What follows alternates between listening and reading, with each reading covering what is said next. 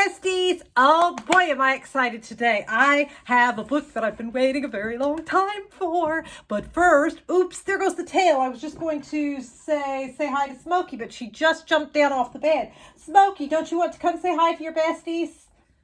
I'm sorry, she doesn't at the moment. Maybe she'll come up here on the desk mid-book haul, probably. Okay, the book that I am super excited about today, Ward D by Freida McFadden. I have been on the hold list for so long, but it's kind of like Christmas when I finally get a book that I've been waiting a long time for. This one is Ward D is the hospital's mental health unit, and as a medical student, Amy is required to gain experience on the floor, but little do her colleagues know it may force her to confront a past she's fought hard to forget.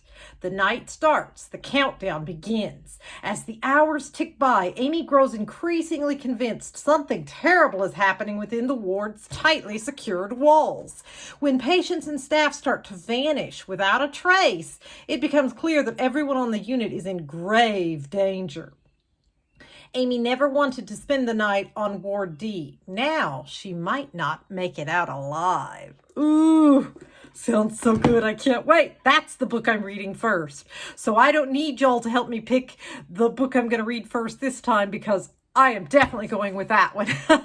I can't wait. I've been waiting a long time. Then the title of this one really intrigued me. I have never read anything by this author before. The Secret Family by S.L. Harker. So I don't know. It's a shot in the dark. It could be awesome. It could be terrible. Who knows? But the title sounded intriguing. Peter's world shatters when his beloved wife, Stella, is ripped away from him in a sudden hiking accident. But while he navigates the treacherous landscape of grief, a stranger, Andrew, appears on his doorstep claiming to be Stella's husband. Now, doesn't that sound fantastic? Usually it's the other way around. You're hearing where the guy has a second family, a secret family. But this is where the woman has a secret family. So hopefully it's as good as it sounds. It sounds very fun, which isn't possible because he, Stella, and their teenage daughter Katie are the perfect family, unless it was all a lie. Peter's worst fears come true as he discovers that Stella had a secret life, a secret family, including a son, Theo. How is this possible? Peter's mourning turns to confusion as he grapples with the stunning reality of Stella's double life. He is drawn to her enigmatic best friend, Amber, who offers solace during this tumultuous time. But as the unsettling truth unfolds, Peter finds himself questioning everything. Was Stella's death truly an accident? If not, then who unalived her and why? After all, Stella was a liar, and liars have a tendency to collect enemies. Ooh, that sounds good. It better be good. And then this one I've been waiting for a little while too, because it is a relatively new book, and I've been waiting a couple months for it. Hateful by Erin Quinn Kong. Influencer Whitney Golden has it all. Beautiful, photogenic children, a handsome new boyfriend, a gorgeous house, and designer clothes and beauty products that arrive on her doorstep every day. She spent years building her brand as a widowed mother of 4, including twins. And now, with over 1 million followers, she's at the peak of her career. But it all comes to a screeching halt when Mia, her teenage daughter, announces she's tired of living in the public eye. She wants nothing more to do with her mother's online brand and demands to be removed from Whitney's socials entirely. When Whitney refuses, Mia does the unthinkable. She sues her mother. What started as a family spat turns into a monumental case about child privacy, individual agency, and modern parenting that shatters Mia and Whitney's relationship and wreaks havoc on both their lives. As the case ignites a media firestorm and merciless online bashing from a Greek chorus of internet snarkers, Whitney has to decide whether she's willing to risk everything she's built to win her daughter back. So that sounds kind of interesting, kind of fun. We'll see. Then the Nanny Unalivings.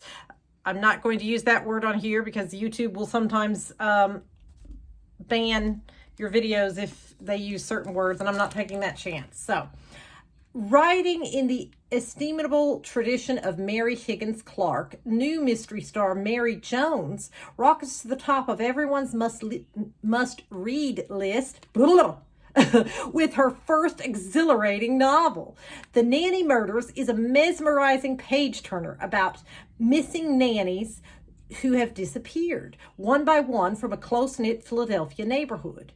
Zoe Hayes, who works as an art therapist in an institute for seriously deranged patients, is the single mother of an adopted and adorable little girl named Molly.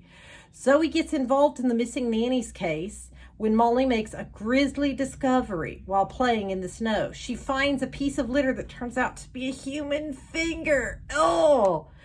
One of Zoe's neighbors, but which one, seems to be a serial unaliver. Zoe and a mysteriously scarred detective named Nick Stiles team up to catch the unaliver when suddenly Zoe becomes the prey. So I thought that sounded good. We'll see. Then I saw one of my BookTube besties talking about this one. I can't remember. I'm sorry, I can't remember which one of you it was.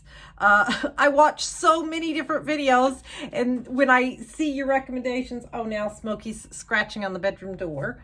I can't remember who recommended it, but whoever it is, you're the reason I decided to get this one and try it.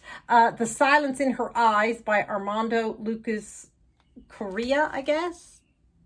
I like the cover. Leah has been living with, I don't know how to pronounce this, achinotopsia or motion blindness, which I had never heard of this before I read the synopsis for this book. I've never heard of motion blindness since she was a child. For the last 20 years, she hasn't been able to see movement, experiencing the world as a series of blurry still images. Boy, that would be awful. As she walks around her Upper Manhattan neighborhood with her white stick tapping in front, most people assume she's blind. But the truth is that Leah sees a good deal, and with her acute senses of smell and hearing, very little escapes her notice. After her mother's death, Leah leads a quiet, orderly life with little human contact beyond her longtime housekeeper, her doctor, and her elderly neighbors. That all changes when Alice moves into the apartment next door, and Leah can immediately smell the anxiety wafting off her. Worse, Leah can't help but hear Alice and a late-night visitor engage in a violent fight. Wanting to help, she befriends her neighbor and discovers that Alice is in the middle of a messy divorce from an abusive husband. Then one night, Leah wakes up to someone in her apartment. She blacks out and in the morning is left wondering if she dreamt the episode. And yet the scent of the intruder follows her everywhere. When she hears Alice through the wall pleading for her help, Leah makes a decision that will test her courage, her strength, and ultimately her sanity. What she sees when she goes next door changes everything. This plot-twisting, page-turning novel explores the seen, the unseen, and the immense world that lies in between.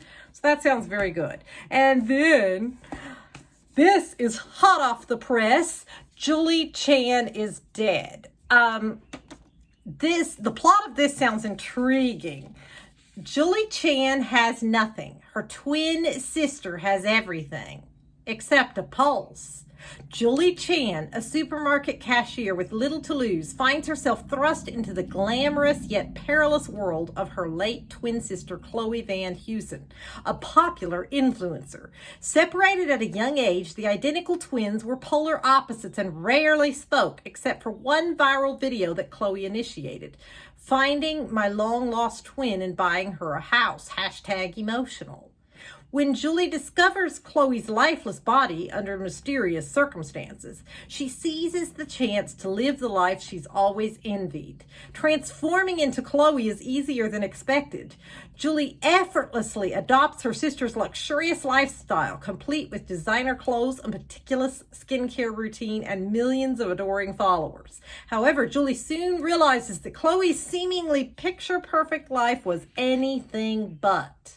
Haunted by Chloe's untimely death and struggling to fit into her new privileged circle, Julie faces mounting challenges during a week-long island retreat with her twins' exclusive group of friends.